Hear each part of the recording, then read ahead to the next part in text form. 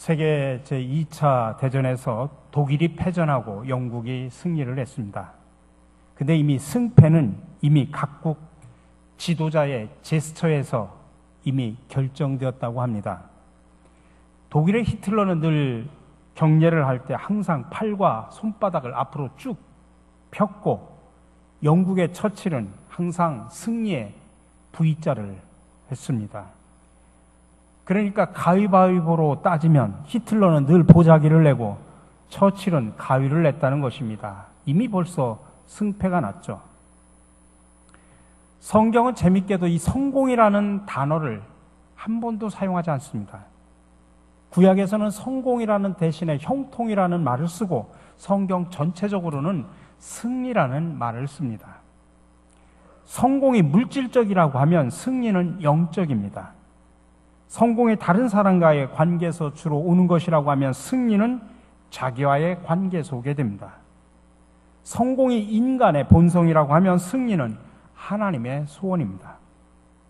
여러분, 일평생 승리하는 삶을 살기를 원하십니까? 오늘 우리가 다윗의 일생을 보면 때로는 성공도 하고 실패도 했지만 그의 삶은 항상 승리하는 삶이었습니다. 그 승리의 이유가 뭘까요? 만일 오늘 우리가 이 다윗의 승리의 비결을 알 수만 있다고 하면 우리도 다윗처럼 인생을 평생 승리자로 살 수가 있습니다. 오늘 읽은 이 본문 말씀은 사실 뚝 떨어져서 16절부터 또 읽어야 되는데 10장, 16장으로 넘어가서 좀 약간 헷갈렸습니다만은 오늘 본문의 말씀은 다윗이 사울의 추격을 받아 엔게디 동굴에 숨었을 때 일어난 사건입니다. 엔게디는 사해바다 근처에 있는 광야입니다. 사해바다 주변에는 일체 생물이 살지 못하는데 오직 엔게디에만 생물이 삽니다. 그 이유는 거기에 물이 있기 때문입니다. 그 골짜기를 따라서 몇백 미터 올라가면 물의 근원이 있습니다. 그것을 바로 엔게디 폭포, 이스라엘에서는 슐라밋 폭포라고 말합니다. 그 근처에 엔게디 동굴이 실제로 저렇게 있습니다. 다윗은 사울을 피해서 유다의 광야를 전전하다가 여기까지 왔습니다. 근데 그 소식을 듣고 사울이 군대와 함께 여기까지 쫓아옵니다. 오늘 2절에서 말합니다. 사울이 온 이스라엘에서 택한 사람 3,000을 거느리고 다윗과 그의 사람들을 찾으려고 들염소 바위로 갈새. 여기서 들염소 바위가 바로 엔게디입니다.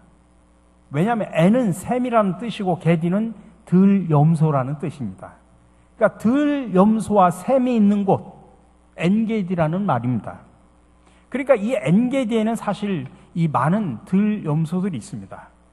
근데 그곳으로 오늘 사울이 군대를 데리고 왔는데 무려 3,000명이나 데리고 왔습니다.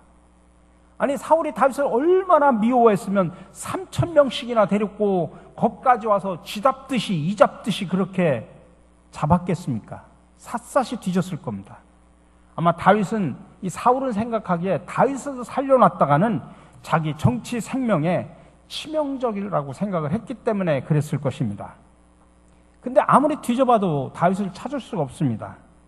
날씨는 무덥고 동굴은 많은데 도대체 다윗이 어디 숨어 있는지 알 수가 없습니다. 근데 때마침 그때 사울은 화장실 갈 일이 급했습니다. 그래서 아무 동굴이나 들어가는데 마침 그 동굴이 다윗이 숨어 있던 동굴로 들어가게 됩니다. 사울은 거기에 다윗이 꿈에 있는지 생각지도 못하는데 급하게 볼일을 보러 그 동굴로 들어간 겁니다. 3절에 그 이야기를 합니다. 길가 양의 우리에 이른즉 굴이 있는지라 사울이 뒤를 보러 들어가니라. 다윗과 그의 사람들이 그 굴 깊은 곳에 있더니, 여기에 사울이 뒤를 보러 갔다는 이야기가 화장실 갔다 그 뜻입니다. 근데 문제는 그 이미 들어가 있는 다윗이 그 모든 광경을 지금 다 보고 있다는 것입니다. 근데 볼일을 보러 가서 용무를 다 끝난 사울은 볼일이 끝나고 나서 잠이 오기 시작을 합니다. 그래서 잠이 들었습니다. 왜 그러냐면 다윗을 잡는데 사력을 다했기 때문에 아마 상당히 육체적으로 피곤했을 것입니다. 근데 사건은 바로 그때 일어났습니다. 지금 사울은 다윗의 손아귀에 있습니다. 사울은 지금 다윗이 죽일 수도 있고 살릴 수도 있습니다. 여러분 같으면 그 상황에서 여러분은 어떻게 처신을 했겠습니까? 다윗이 그 위기에 찬 이 순간에 다윗이 가졌던 태도를 통해서 우리가 진정으로 승리하는 삶을 사는 비결이 무엇일까를 우리는 한번 배워보려고 합니다. 첫 번째로 우리가 진정한 승리를 위해서는 인내가 필요하다는 것입니다. 다윗이 여기까지 어떻게 피해 왔는지 여러분 아십니까? 성경을 쭉 읽다 보면은 다윗은 사울을 피해가지고 수도 없이 도망 다녔습니다. 특별히 유대 광야를 중심으로 도피하느라 젊은 날을 다 거기에서 보냈습니다. 그러니까 그의 일생의 가장 황금 같은 시기를 사울을 피해서 오랜 세월 동안 광야를 전전했던 것입니다. 여러분 같으면 견딜만 합니까? 한두 번 정도는 견딜 수 있을 것입니다. 서너 번 정도는 사력을 다해서 참을 수 있을 겁니다. 그러나 무려 14번, 15번 이상을 그나마 인생의 황금기를 하루 이틀도 아니고 10년이 넘도록 피난 생활을 했다고 하면 여러분 그것은 결코 쉬운 일이 아닙니다. 근데 다윗은 해냈습니다. 수많은 도피 생활 중에 한 번도 다윗은 사울을 원망하거나 또 그 스스로 인생에 대해서 절망하거나 인생을 포기하지 않았습니다. 그의 인내 때문에 그렇습니다. 여러분 우리가 살아가면서 우리의 뒤를 되돌아봅시다. 되돌아보면 우리가 딱 묻는 질문이 하나 있습니다. 아, 그때 왜 내가 참지 못했을까? 그때 욱하는 성격 때문에 분노를 폭발하는 바람에 그때 참지 못해가지고 많은 인간관계가 깨지고 많은 사람들에게 상처를 주며 살아오지 않았습니까? 그때 왜 내가 참지 못했을까? 그런 후회가 막심할 겁니다. 결국 우리 인생에서 끊임없이 찾아오는 문제는 결국 인내의 문제입니다. 그래서 야고보서 1장 2절에서 이렇게 말합니다. 내 형제들아 너희가 여러 가지 시험을 당하거든 온전히 기쁘게 여기라. 이는 너희 믿음의 시련이 인내를 만들어내는 줄 너희가 알미라. 인내를 온전히 이루라. 이는 너희로 온전하고 구비하여 조금도 부족함이 없게 하려 함이라. 우리가 살아가면서 수많은 문제들을 만나죠. 오늘 야고보서의 본문처럼 여러 가지 시련을 만납니다. 누구에게나 오고 피할 수도 없습니다. 한 종류도 아니고 여러 가지 시련입니다. 그때 우리가 해야 할 것이 인내라고 하는 것입니다. 그런데 보면 참다 못 참는 순간이 있죠. 포기의 순간입니다. 근데 인생의 문제는 그 포기의 순간을 어떻게 뛰어넘느냐, 그겁니다. 누구나 다 포기하고 싶은 순간은 있죠. 이 포기하고 싶은 그 순간을 뛰어넘는 것이 바로 진짜 인내입니다. 근데 또 하나 우리가 알아야 될 것은 성경에서 말하는 인내와 세상 사람들이 말하는 인내는 질적으로 다르다는 사실을 아셔야 됩니다. 성경에서 인내라는 것을 휘포모네라고 표현합니다. 근데 이 말이 두 말이 합성어인데 휘포라는 것은 아래라는 뜻이고 모레는 거기에다 놓다라는 뜻입니다.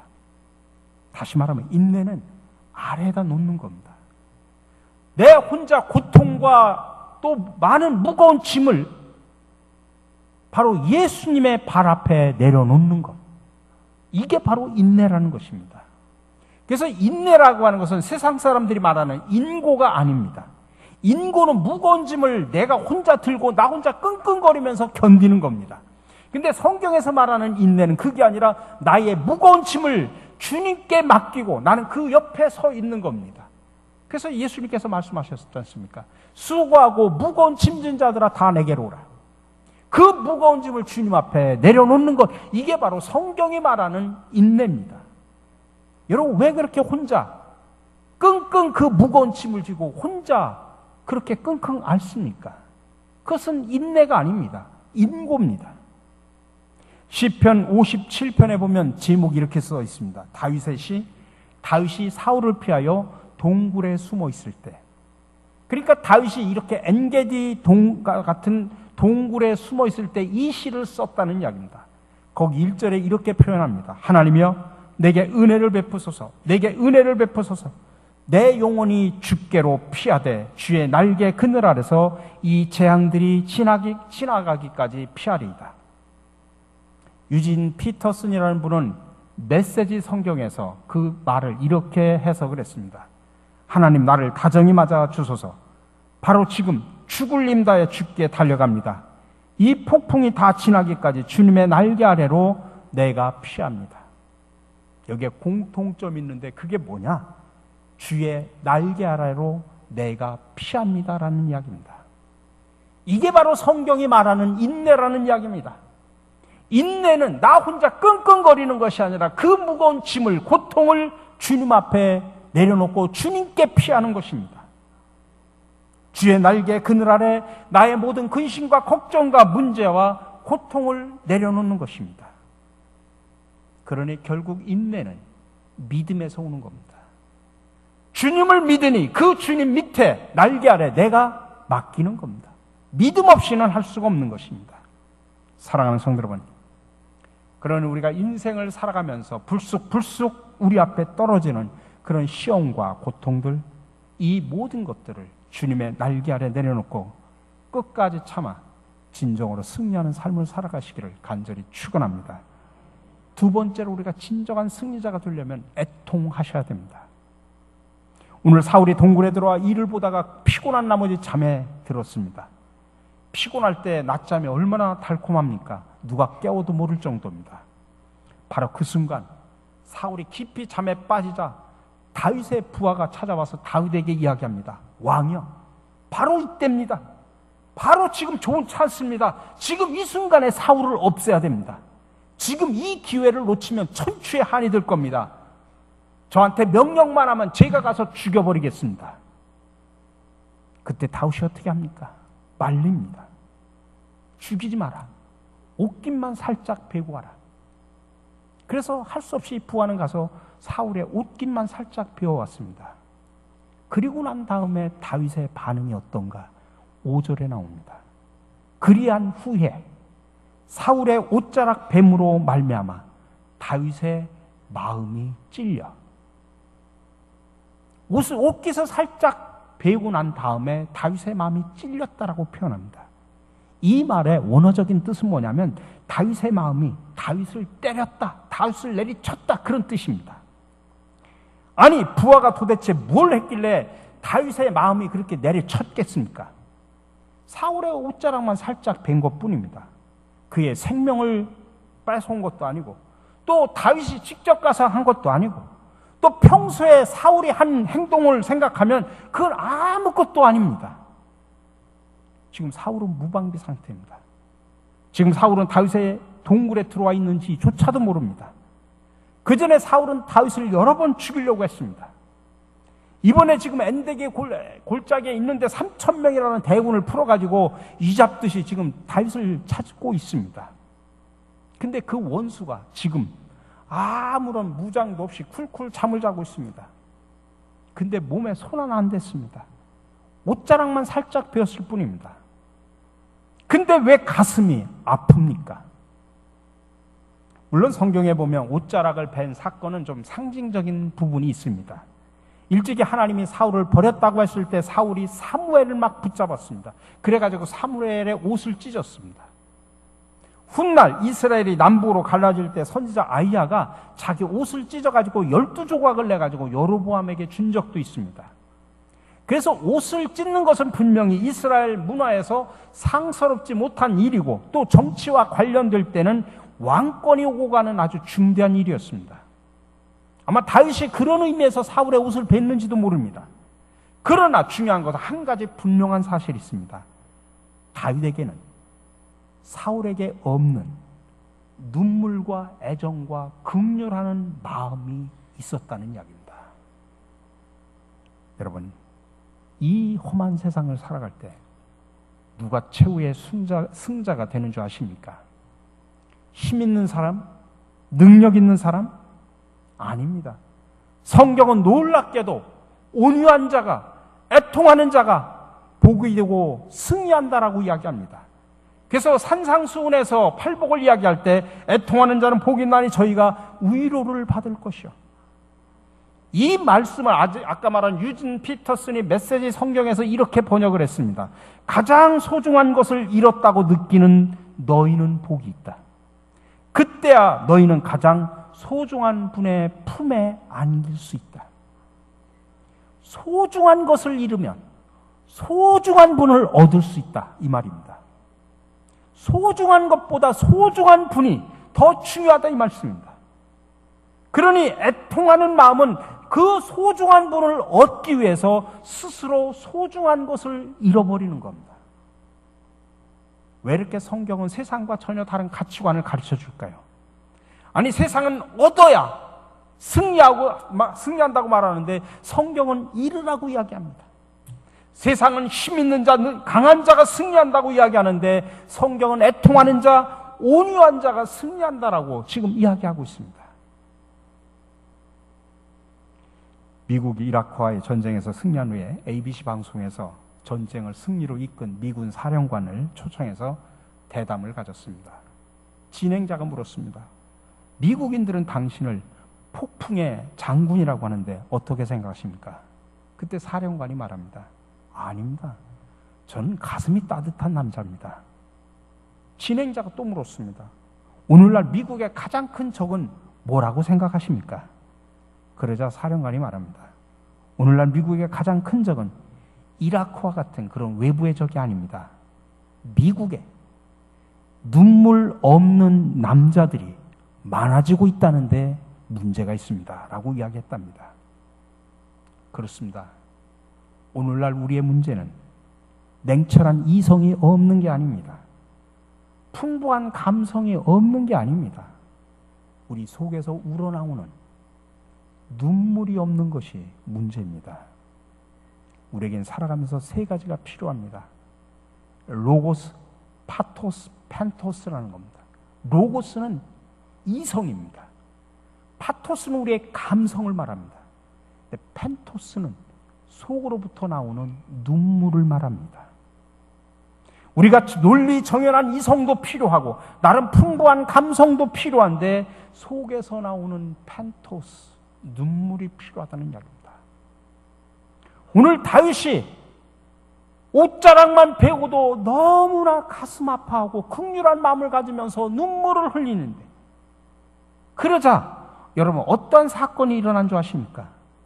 나중에 사울이 잠에서 깨서 그 상황을 다 알게 됩니다.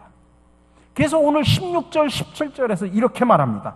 다윗이 사울에게 이같이 말하기를 마침에 사울이 이르되 내 아들 다윗아, 이것이 네 목소리냐 하고 소리를 높여 울며 다윗에게 이르되 나는 너를 학대하되 너는 나를 선대하니 너는 나보다 의롭도다.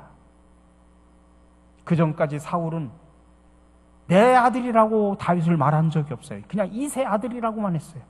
근데 오늘 내 아들 다윗아라고 하면서 그의 마음도 녹아집니다.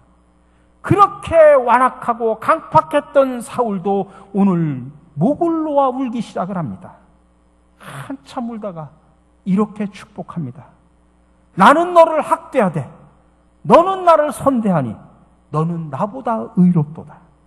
그리고 오늘 20절에서 네가 이 나라의 왕이 될 것이다 라고 말합니다. 여러분, 이 강팍한 원수의 마음을 감동시키는 힘이 어디서 나온 줄 아십니까? 그 강팍한 사울의 눈에서도 눈물을 흘리게 한 힘이 어딘 줄 아십니까? 긍휼하는 마음, 애통하는 마음 때문입니다. 원수를 이기고 치유에 승리하는 비결을 그래서 성경은 우리에게 늘 말합니다. 시편에서 말합니다. 여호와는 마음이 상한 자에게 가까이 하시고 중심에 통회하는 자를 구원하시도다.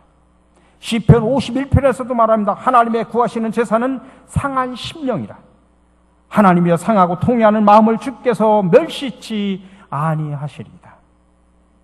여러분, 우리도 다윗처럼 정말 속에서 끓어나오는 그 애통하는 심정으로 나의 죄를 바라보면서 회개하시고 애통하는 심정으로 이웃을 바라보면서 긍휼을 베풀 줄 아는 온유한 자가 되시기를 주님의 이름으로 간절히 축원합니다. 마지막으로 진정한 승리는 믿음입니다.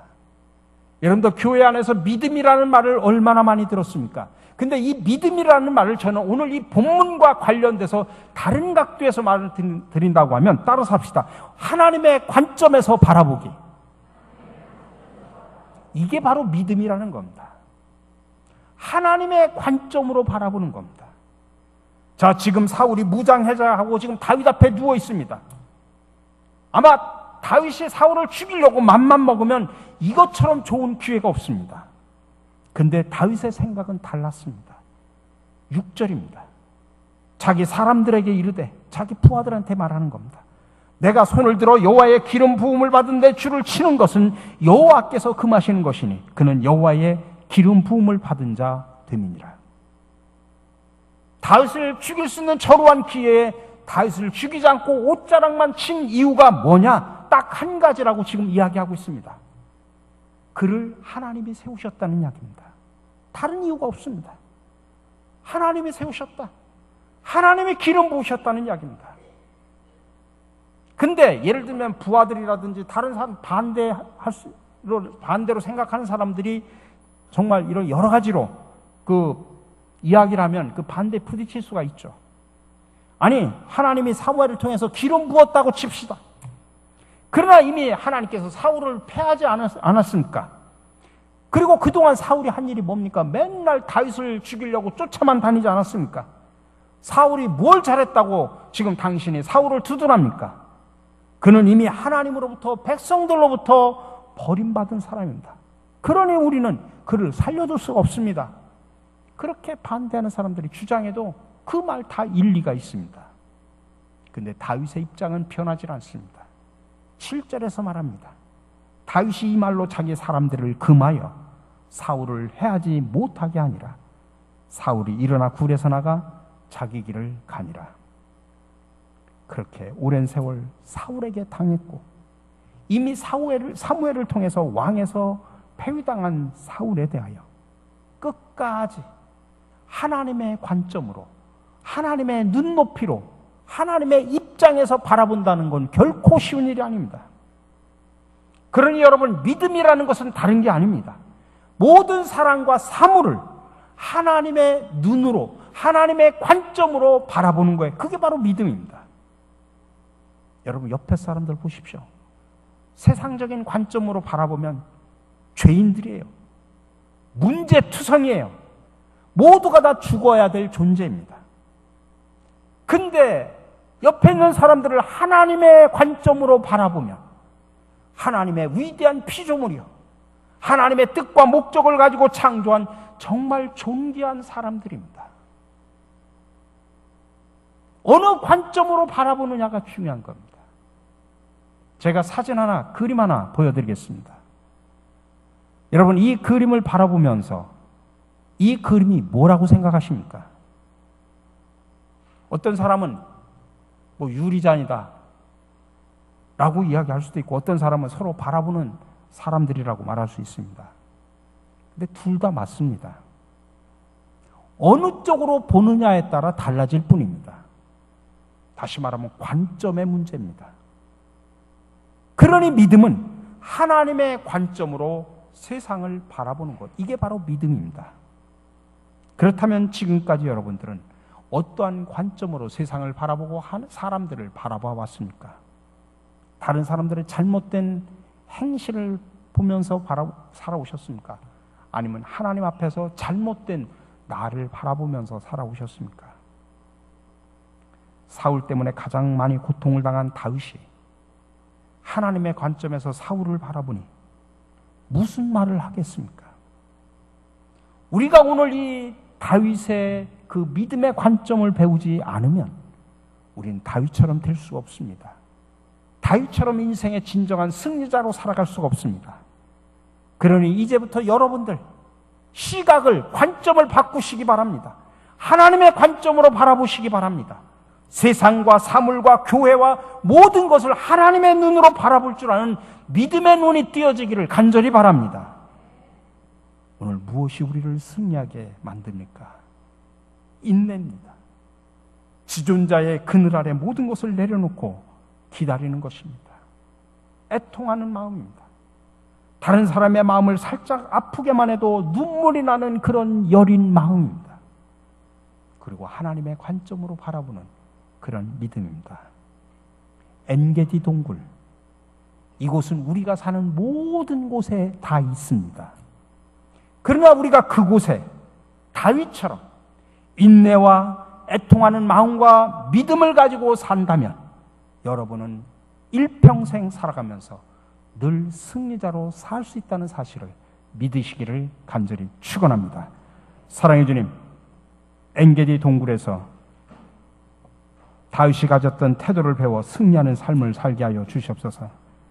그러기 위해서는 어떤 시련이 와도 항상 주님의 날개 아래 피하여 인내하게 하여 주시옵소서. 애통하는 심정으로 이웃을 바라보아 긍휼을 베풀 줄 아는 온유한 자들이 되게 하여 주시옵소서. 세상과 사람을 대할 때 항상 하나님의 관점에서 바라볼 수 있는 믿음의 눈을 갖게 하여 주시옵소서. 오늘도 우리들이 살아가는 세상 속에서 항상 승리의 삶을 살기를 원하시는 예수 그리스도의 이름으로 기도드립니다. 아멘.